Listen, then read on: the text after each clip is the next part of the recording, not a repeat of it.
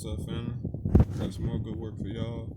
I hope it really feeds your soul and brings out the best in you, helps you all become the best versions of yourself, and as the good Lord will see fit. And with that being said, let's get right into it. The thing that turned me away from prioritizing myself as much as, or even more than others, is that I thought the concept of prioritizing oneself to whatever extent that was thought appropriate was an inherently evil thing. But now I realize self-preservation is not an inherently evil concept. There is a difference between prioritizing yourself to an extent that is necessary and prioritizing yourself to an extent that is grotesque. That and there lies the difference between good and evil. You should prioritize yourself. Do you not value your own life at all? Is your self-esteem really so low? Do you honestly believe God would give you something of great value if you were not to preserve it? You're supposed to value your life enough to make it happen for yourself. Other people are supposed to value theirs the same way, and you're supposed to help each other out along the way while you can, how you can, and if you can, and keep it pushing so you complete your personal assignment, because you can't blame what you don't get done on anybody else. That's how it's supposed to be, focusing on you and what you got to do.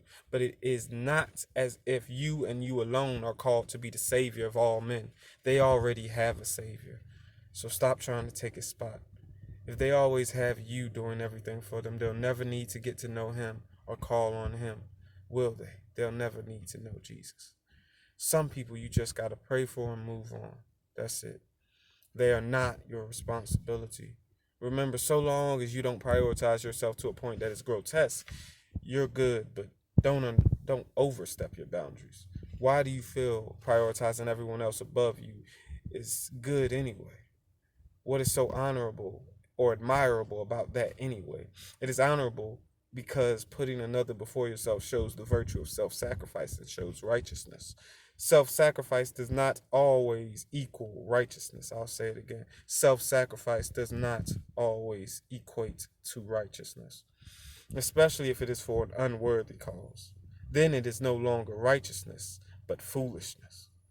The wasteful disrespect to those who gave you anything of value by carelessly tossing it away in exchange for nothing at all.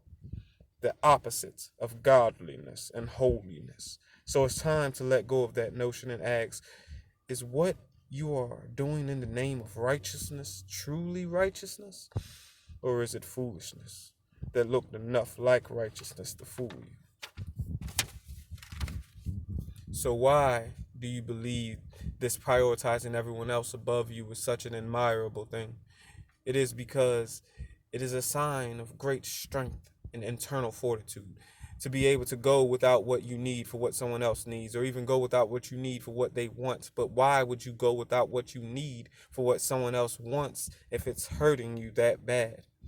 If you know it is taxing your psyche and taxing your spirit and making you weaker, why keep doing it? It's because as someone who desires great strength, you prioritize showing signs of great strength more than you actually prioritize keeping yourself strong internally and spiritually. But it is better to be than to seem, because you believe you are helping someone by seeming strong and inspiring them.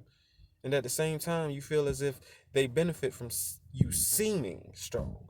You also feel as if you do truly become what you are trying to imitate, a person who has self-love, self-respect, who values themselves, who doesn't care what other people think, and who sets healthy boundaries, but is also willing to sacrifice on another's behalf. A person like that, if you actually become a person like that, then you would end up doing less for these people, even if it meant doing less bending over backwards for these people when you know you shouldn't.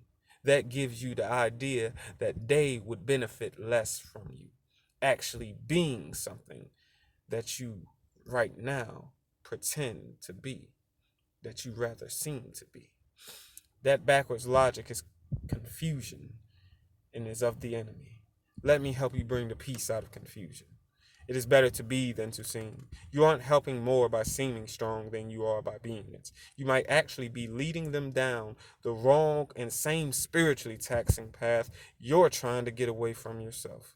While if you pour more of your effort into being spiritually strong, and instead of seeming it, you give your audience an earnest view of what is required of them to be strong and stable and reliable and dependable, instead of seem strong and really feel hollow on the inside. There are many good reasons to prioritize others above oneself. Those reasons should mostly be serious and very specific. They should be the exception to the rule and not the norm, because you should value your own life to the necessary and non grotesque extent that you see your life as too precious and too sacred to waste it on anything that is not worthy of. Well, that's all I have for you today. I pray God gives you the word and you receive it only as you're supposed to in your own personal lives, in your own personal walks. And God bless you all. Stay strong, family.